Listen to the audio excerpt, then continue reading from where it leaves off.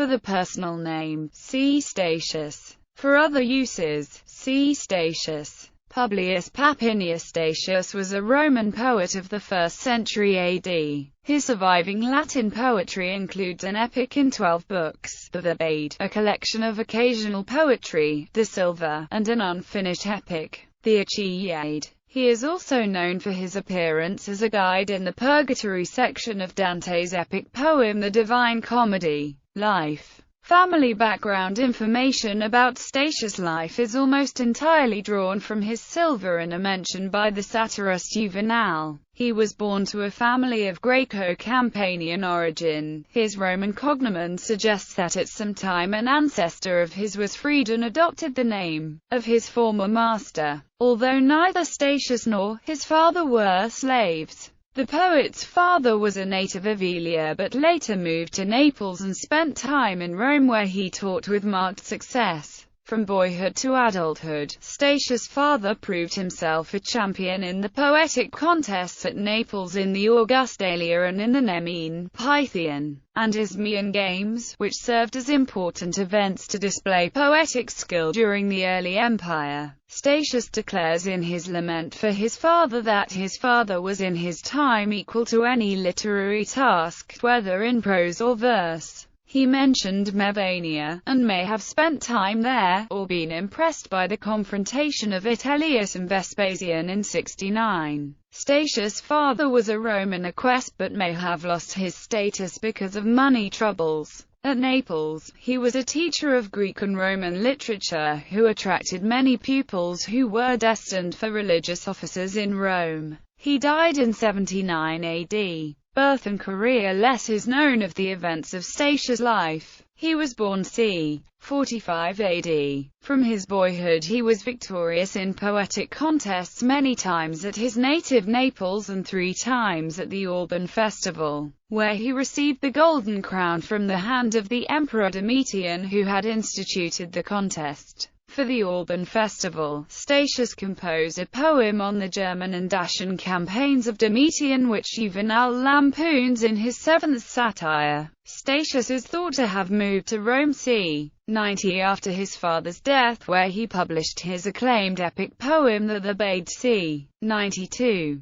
In the capital, Statius seems to have made many connections among the Roman aristocracy and court, and he was probably supported through their patronage. Statius produced the first 3 books of occasional poetry, his Silva, which were published in 93, which sketch his patrons and acquaintances of this period and mention his attendance at one of Domitian's Saturnalia banquets. He competed in the Great Capitoline competition, although it is not known in what year, although 94 has been suggested. Statius failed to win the coveted prize, a loss he took very hard. The disappointment may have prompted his return to Naples around 94, the home of his youth. In Existence is a poem he addressed to his wife, Claudia, the widow of a famous singer who had a musically talented daughter by her first husband. On this occasion, later years at Naples, Statius' first 3 books of the Silva seem to have received some criticism, and in response he composed a 4th book, at Naples, which was published in 95.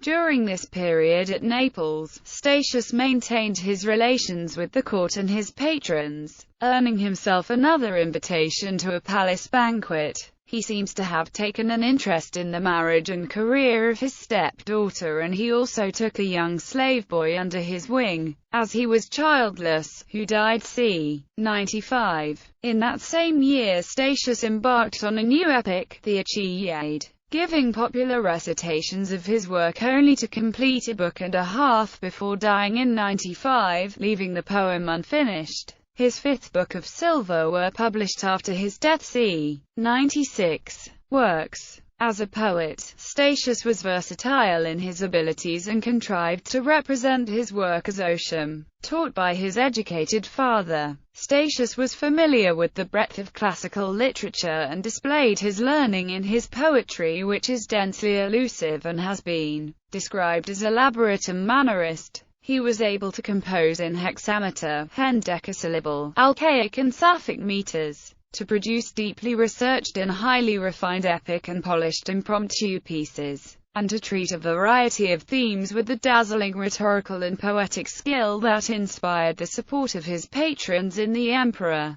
Some of Statius' works, such as his poems for his competitions, have been lost. He is recorded as having written an Agabe mime, and a 4-line fragment remains of his poem on Domitian's military campaigns. The De Bello Germanico composed for the All-Born Games in the Scholia to Juvenal 4.94. The Thebaid, based on Statius' own testimony, the Thebaid was written c. 80 92 AD, beginning when the poet was around 35, and the work is thought to have been published in 91 or 92. The poem is divided into 12 books in imitation of Virgil's Aeneid and is composed in dactylic hexameter. In the Silva, Statius speaks of his extensive work in polishing and revising the Thebaid and his public recitations of the poem. In the poem, Statius follows Virgil closely as a model, but he also references a wide range of sources in his handling of meter and episodes.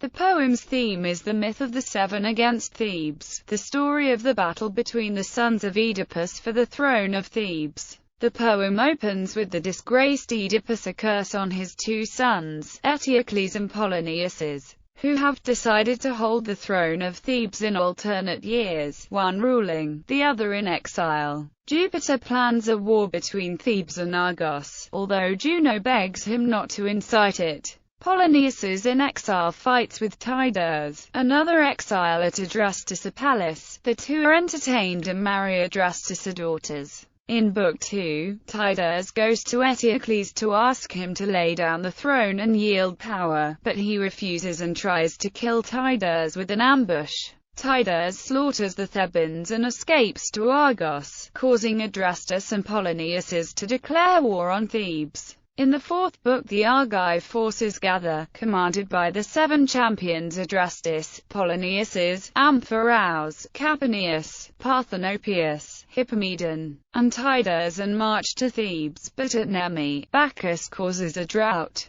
The army meets Hypsipyle, who shows them a spring, then tells them the story of the women of Lemnos. While she is speaking, her ward, Opheltus, is killed by a snake. In Book 6, the Argives perform games for the dead child, instituting the Nemean Games. In 7, Jupiter urges the Argives to march on Thebes, where battle breaks out, during which Amphiaraus is swallowed in the earth. In 8, Tydeus, wounded and dying, kills Melanippus and eats his head. A battle over his body leads to the death of Hippomedon and Parthenopaeus. In 10, Juno causes sleep to overcome the Thebans, and the Argives slaughter many in the camp. Menetius sacrifices himself to save Thebes, and Jupiter kills the wicked Caponius with a thunderbolt. In 11, Polynices and Eteocles join in single combat and kill each other. Jocasta kills herself and Creon assumes power, forbidding burial of the Argive dead. In the final book, the Argive widows go to Athens to ask Theseus to force Creon to allow their husband's burial, while Argia, Polynices' wife, burns him illicitly. Theseus musters an army and kills Creon. The Thebaid ends with an epilogue in which the poet prays that his poem will be successful, cautions it not to rival the Aeneid, and hopes that his fame will outlive him. Modern critics of the Thebaid have been divided over interpretations of the epic's tone. Earlier critics in the 19th and 20th century considered the poem a piece of elaborate flattery that vindicated the regime of Domitian. However, more recent scholars have viewed the poem as a subversive work that criticizes the authoritarianism and violence of the Flavians by focusing on extreme violence and social chaos. Statius' use of allegory in the Thebaid and his abstract treatment of the gods has been seen as an important innovation in the tradition of classical poetry, which ushered in medieval conventions. Finally, although earlier scholars criticized the style of the poem as episodic, current scholars have noted the subtlety and skill with which Statius organizes and controls his narrative and description. The Silva were probably composed by Statius between 8-996 AD. The first three books seem to have been published together after 93 AD. Book 4 was probably released in 95 AD, and Book 5 is thought to have been released posthumously c. 96. The title of the collection was used to describe the draft of a poet's work which was composed impromptu in a moment of strong inspiration and which was then revised into a polished, metrical poem. This suggests that the silver are revised, impromptu pieces of occasional poetry which were composed in the space of a few days' time. There are 32 poems in the collection, divided into 5 books, each with a dedicatory epistle, of nearly 4,000 lines which the books contain, more than 5/6 are hexameters. 4 of the pieces are written in the hendecasyllabic meter, and there is one alchaic and one Sapphic ode. The subjects of the silver vary widely. 5 poems are devoted to the emperor and his favorites, including a description of Domitian's equestrian statue in the Forum, praise for his construction of the Via Domitiana, and a poem on the dedication of the hair of Irenaeus, a eunuch favorite of Domitian's,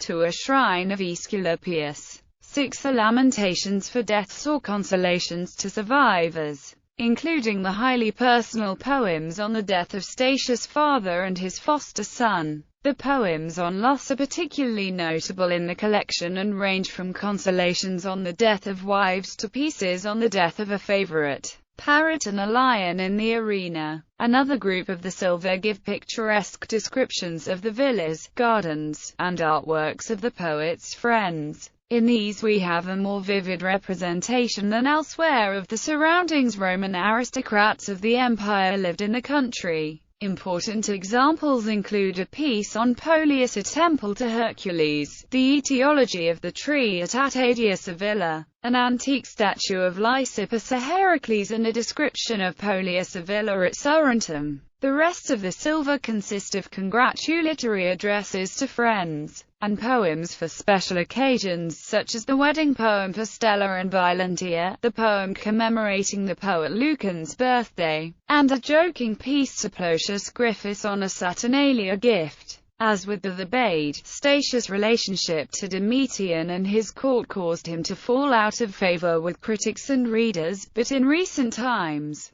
the silver have been rehabilitated by scholars. Domitian is an important presence in the silver, and many of the poems appear to flatter the emperor and court. The content of the silver is primarily dictated by the needs of Statius' patrons, and many of the addressees come from the wealthy, privileged class of landowners and politicians. Statius' flattery of these elites has been interpreted in 2 ways by scholars. Some maintain that the collection is highly subversive and is a subtle criticism of Domitian and the Roman aristocracy. Others urge a reading of the silver as individual pieces that respond to specific circumstances with their own unique viewpoints. The Achaiade fragment of his epic poem on the life of Achilles, the Achaiade, is also extant, consisting of 1 book and a few hundred lines of a second. What was completed of this poem was composed between 94-95 AD based on silver 4.7.21 ff. Statius records that there were recitations of the poem. It is thought that Statius' death in 95 is the reason that the poem remains unfinished. In the first book, Thetis, having foreknowledge of her son's death in the Trojan War, attempts to hide Achilles on the island of Scyros by dressing him up as a girl. On the island, Achilles falls in love with Deiodamia and forces her to have sex with him. Ulysses arrives to recruit Achilles for the war effort and reveals his identity.